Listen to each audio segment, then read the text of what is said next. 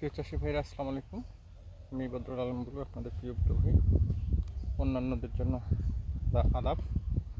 তো আজকে আমি আসছি আমার বর্ষাকালীন মরিচের জমিতে, মাঠে। আমি কিছুদিন আগে টেকসই উদ্যোক্তা, দিনাজপুর অঞ্চলের টেকসই উদ্যোক্তা থেকে প্রশিক্ষণ নিয়ে উদ্বুদ্ধ হই বর্ষাকালীন মরিচ চাষে।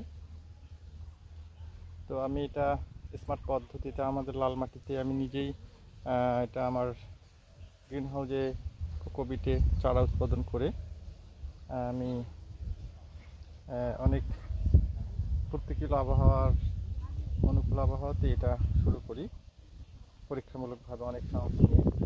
তো আজকে আমি এটা দেখাবো আমার মরিচের ফাইনালি আমি আজকে হারভেস্ট করতেছি, উত্তোলন করতেছি। তো আমার যে মরিচগুলো দেখাবো আমি।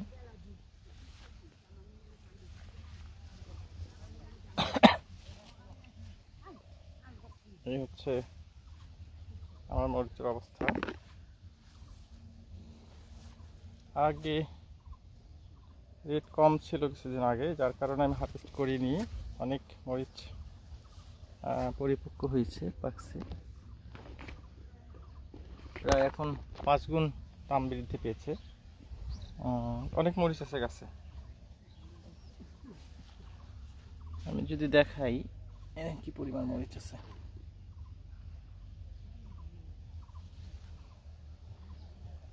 তো কিছু গাছ নষ্ট হয়েছে, একদম যে সব গাছ আমার সুস্থ আছে তা নয়, কিছু গাছ নষ্ট হয়েছে। তারপরেও আমি আশাবাদী অনেক সুন্দর ফল দিয়েছে গাছগুলো আমার।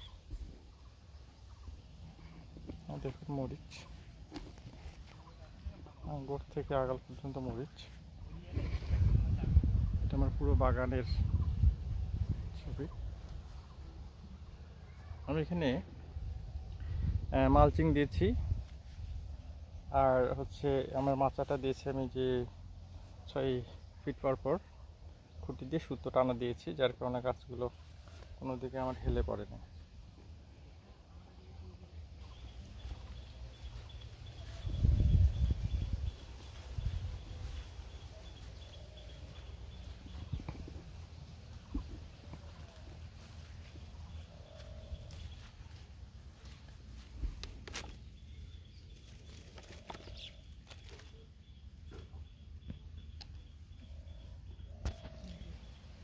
কাঁচাগুলো আলাদা, পাকাগুলো আলাদা।